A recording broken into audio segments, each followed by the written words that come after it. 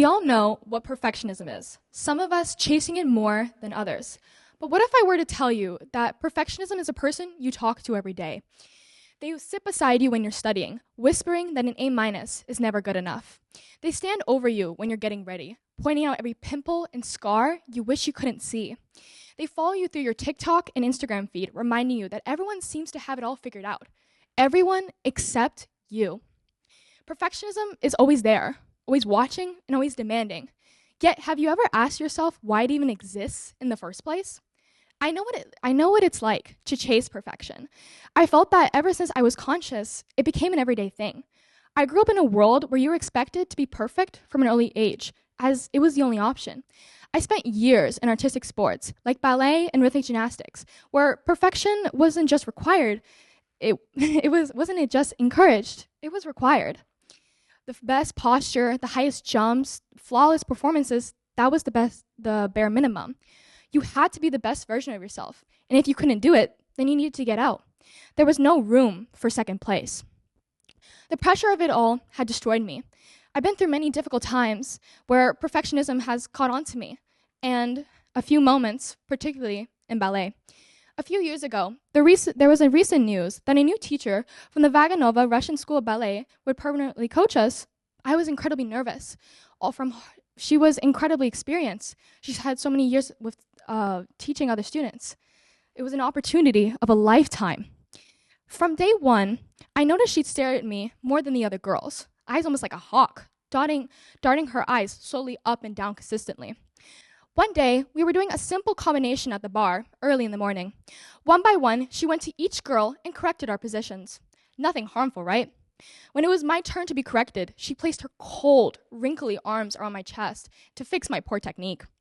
Hand on my heart, she asked me, "Why is your heart beating so fast?" In embarrassment, I darted my eyes to the floor, acted like I didn't care what she said.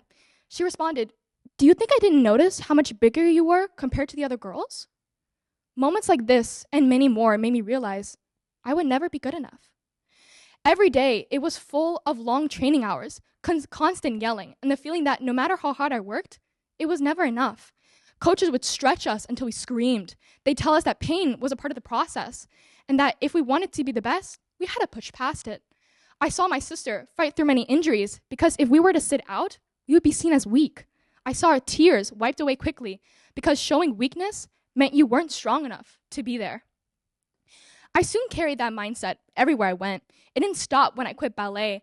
It didn't stop when I went to school and I only became more ashamed of who I was and my performance.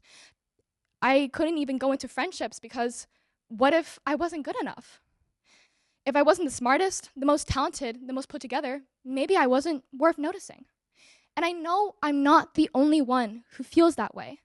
Because whether it's sports, grades, or even just trying to be liked, we've all been taught that we need to be perfect in some sort of way or another. That we need to look a certain way, act a certain way, live a certain way to be considered successful, or as we all know it, perfect. Don't get me wrong, pushing yourself to be the best version of yourself isn't a bad thing. But what happens when the pressure doesn't stop? What happens when you do anything to be perfect? What happens when you break down because you were not perfect enough? According to a Harvard study called Perfectionism Might Be Hurting You, states how, quote, "Perfect is the enemy of good. Perfect will actually prohibit you from doing good, meaningful, and impactful work," end quote.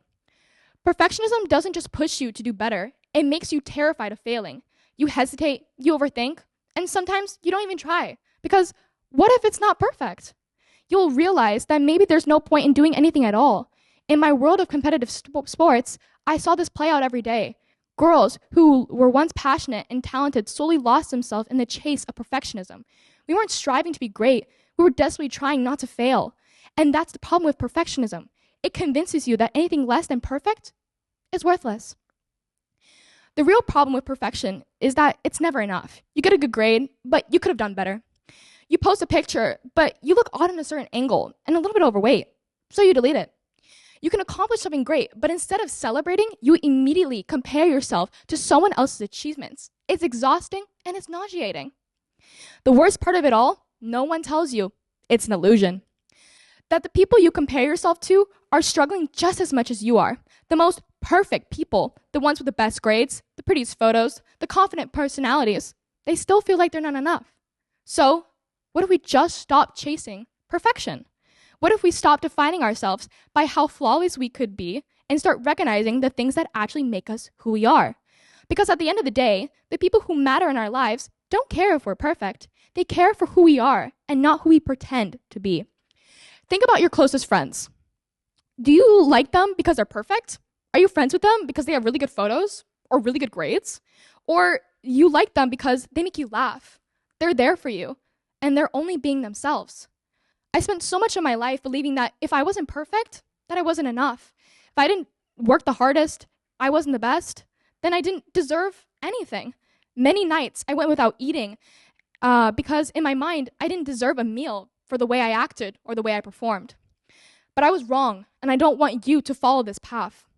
If you're personally choosing to go to the path of applying to college, you understand the constant pressure of being the best applicant. When in today's age, perfect grades don't get you far. Where if you want to be accepted in universities, you must volunteer, be in sports, cure cancer, and so on. The list of expectations become endless, and if you miss one deadline, fail, get one B, or drop out of an extracurricular, it feels like the entire future you've been working toward is slipping away at your fingertips. The pressure isn't just external, it becomes a voice in your head telling you that you'll never measure up and that no matter how hard you work, it will never be enough. Clearly, we've been measuring ourselves by the wrong standards. Our achievements shape our paths, but do not measure who we are. It's easy to believe that we are only as valuable as our achievements, but true growth comes from developing the qualities that make us who we are. Our ability to keep going despite setbacks, to support others, to embrace our imperfections, these are the things that will shape our identities for far more than any external success ever will. Because perfection isn't real, but you are, and that's enough. Thank you.